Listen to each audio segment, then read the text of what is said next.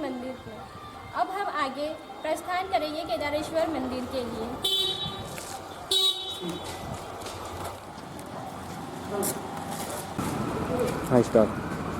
तो हम पहुंच चुके हैं कन्नौज के सबसे प्राचीनतम मंदिर केदारेश्वर धाम। आप देख सकते हैं कितना प्राचीन मंदिर है। जैसा कि आप देख सकते हैं हम केदारेश्वर धाम मंदिर में पहुंच चुके हैं। मंदिर का जीर्णोद्धार सन 1972 में हुआ था, जिसे कि प्रवेश द्वार पर अंकित है। सेठ लक्ष्मी नारायण केंद्र ने जिसने जीर्णोद्धार करवाया था मंदिर का। यह मंदिर कन्नौज का सबसे पुराना मंदिर है और यहाँ होलकर स्टेट के टाइम से यह मंदिर प्रचलित है और यहाँ बहुत धार्मिक मंदिर है। यहाँ काफ़ी धार्मिक कार्यक्रम किए जाते हैं। आइए हम मंदिर के गर्भगृह में चलते हैं।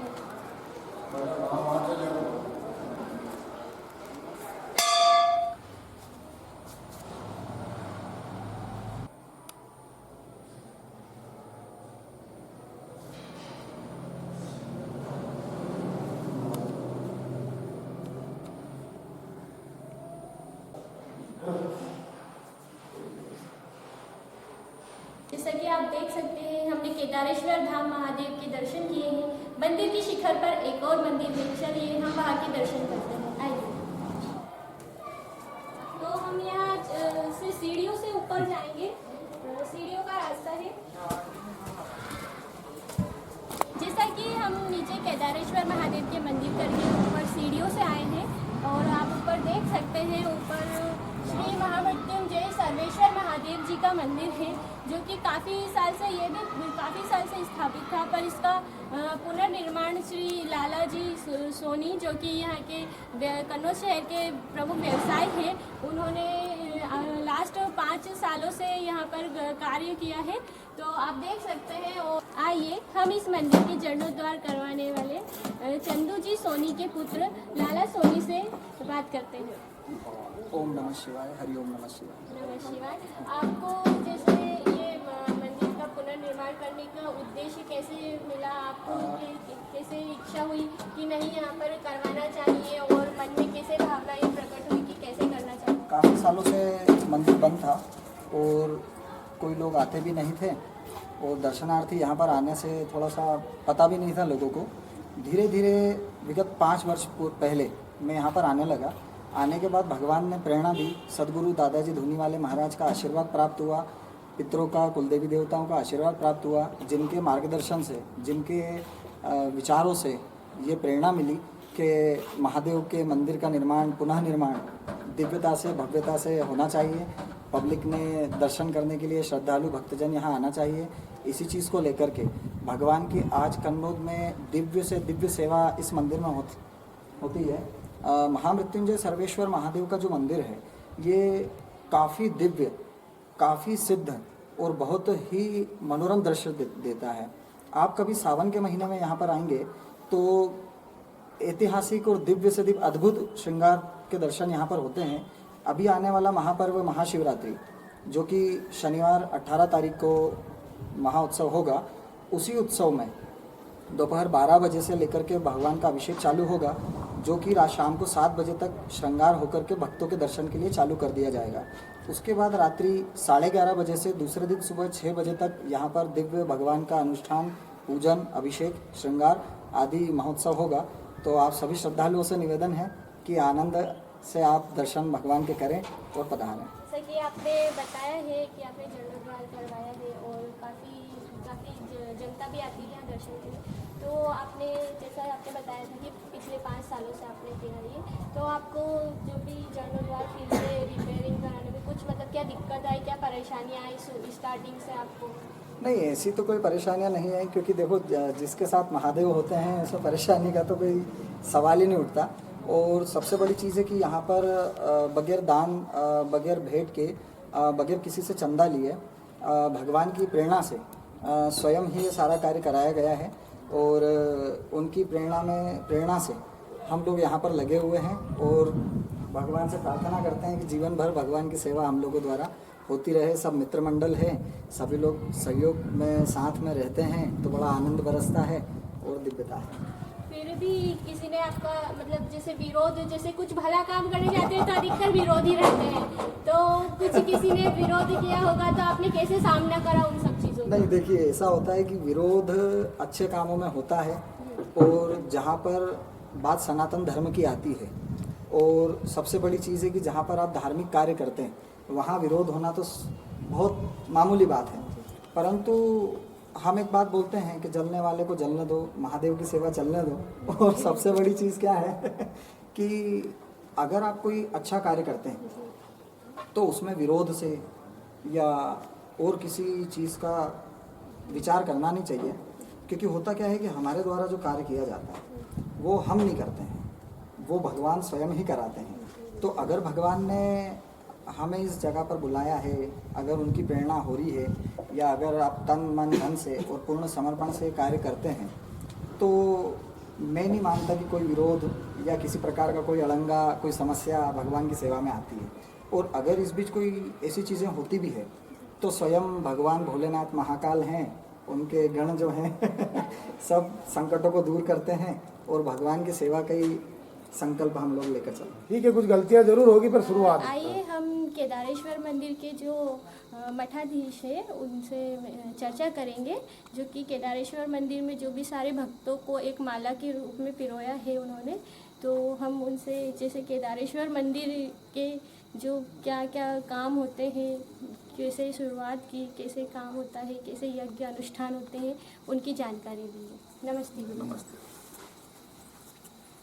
गुरु जी, जैसे आप केदारेश्वर मंदिर में क्या महत्ता है केदारेश्वर मंदिर की, कब से आ रहा है चला हुआ, और क्या क्या कार्य होते हैं और आपकी क्या भूमिका है वो सब? जी, हम कन्नौज नगर का ही जन्म स्थान है हमारा, और हम श्री श्री विद्याधाम इंदौर गुप्त काशी आश्रम में अध्ययन करने गए। उसके पश्चात हमारे जो पूज्य गुरु महाराज परम पूज्य भगवान हैं, उनका सदैव ये भाव रहा कि हमारे आश्रम में जितने भी ब्राह्मण पढ़े, वेद विद्या जिन्होंने पढ़ी, वो अपने गांव में जाएं और इस वेद विद्या जो विलुप्त हो रही है ना, इस वेद विद्या का प्रचार प्रसार करें, लोगों को इससे जोड़े और लोगों को इससे कुछ लाभ मिले, क्योंकि सदियों से भारतवर्ष में यही होता आया है। अब वो परंपरा लुप्त प्राय हो गई। तो जब हम कन्नौज आए 2009 में, परम पूज्य भगवान ने हमें संकल्प दिया कि बेटा जाओ कोई यज्ञ करो। तो हमने फिर कन्नौज नगर के सभी शिवालयों को देखा, क्योंकि जो आयोजन का प्रारूप हमारे मन मस्तिष्क में था वो थोड़ा व्यापक था, बड़ा था। उसके मद्देनजर सब चीज़ों को देखा तो केदारेश्वर मंदिर अंत में गए, और वहाँ जाकर हमारे भाव रुक गए कि वहाँ भैया अब अपने को स्थान मिल गया है। अब ये भगवान जाने कि उस स्थान में ऐसा क्या है, क्योंकि बड़ा प्राचीन है। ऐसा हमने भी सुना है कि कोई महंत वहाँ पर, अब उनके पास शिवलिंग था, नर्मदेश्वर हैं वो, और वो शिवलिंग लेकर वहाँ पर उन्होंने स्थापित किया। 150, 200, 300 साल, कितने साल पुराना है। और बाकी कुलकर्णी साहब थे, उन्होंने इस मंदिर का जीर्णोद्धार करवाया। और बाकी जो मल्हार समाज के है ना जी, महाराष्ट्रियन लोग हैं, ब्राह्मण हैं, वो उस पर पूरे वहाँ पर सेवा करते हैं। और बाकी गीता भवन ट्रस्ट का वो मंदिर है, उनके अधीनस्थ है। तो हमने 2009 में वहाँ पर पहला श्रावण मास 1 महीने का अनुष्ठान महारुद्र किया, जिसमें हम विद्याधाम से 5 ब्राह्मण आए थे और पूरे नगर ने काफ़ी सहयोग दिया। पहले वर्ष में यहाँ पर 100 जोड़े उस आयोजन में अभिषेक के लिए बैठे थे। और उसके बाद फिर दूसरे वर्ष परम पूज्य भगवान जो इस आयोजन के प्रेरणा स्रोत थे, वो कन्नौज नगर में पधारे, और कन्नौज नगर ने उनका जो स्वागत किया, अभिनंदन किया, वो अभूतपूर्व था। किसी संत के लिए, किसी महात्मा के लिए इतना भाव विभोर हो जाना सामान्य बात नहीं है।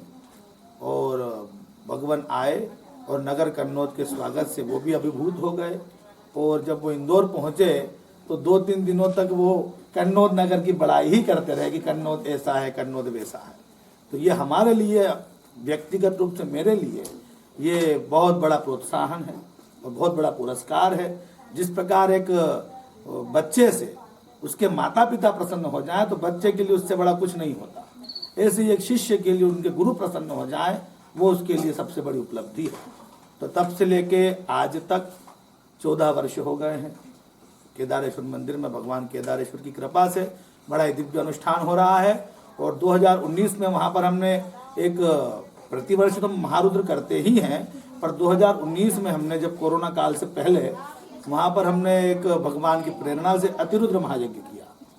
उसमें कम से कम 250 यजमान बैठे थे और बड़ा ही दिव्य अनुष्ठान हुआ था। और बस अब इस बार पुनः अधिक मास है, तो अधिक मास मतलब प्रत्येक 3 वर्ष में एक अधिक मास आता है, जो हमारे उसको पुरुषोत्तम मास कहा जाता है, बड़ा श्रेष्ठ माना जाता है। तो इस बार वो श्रावण का महीना होगा, अर्थात इस बार 2 श्रावण होंगे। तो अब भगवान केदारेश्वर कैसी प्रेरणा देते हैं, उसके क्या प्रारूप, क्या संकल्पना होती है, वो अब समय बताएगा। तो 2009 से शुरुआत की है, तो आप यहाँ आए तो आपको कुछ चुनौतियों का सामना करना होगा, क्योंकि किसी धर्म का कार्य हम करते हैं तो विरोधी तो रहते ही है, तो आपको भी कुछ मुसीबतों का सामना करना पड़ा होगा।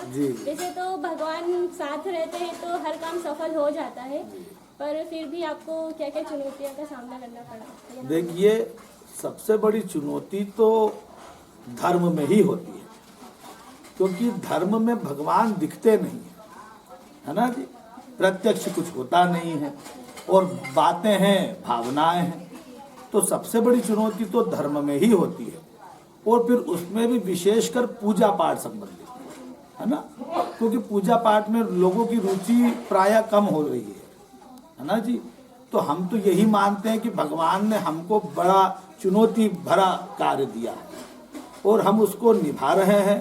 और रही बात की चुनौतियां हैं, तो वो तो रहती ही है ना, किसी भी फील्ड में चले जाओ, और भगवान की दया यदि रहे, कृपा रहे, तो हम उन चुनौतियों का मुकाबला भी कर लेते हैं।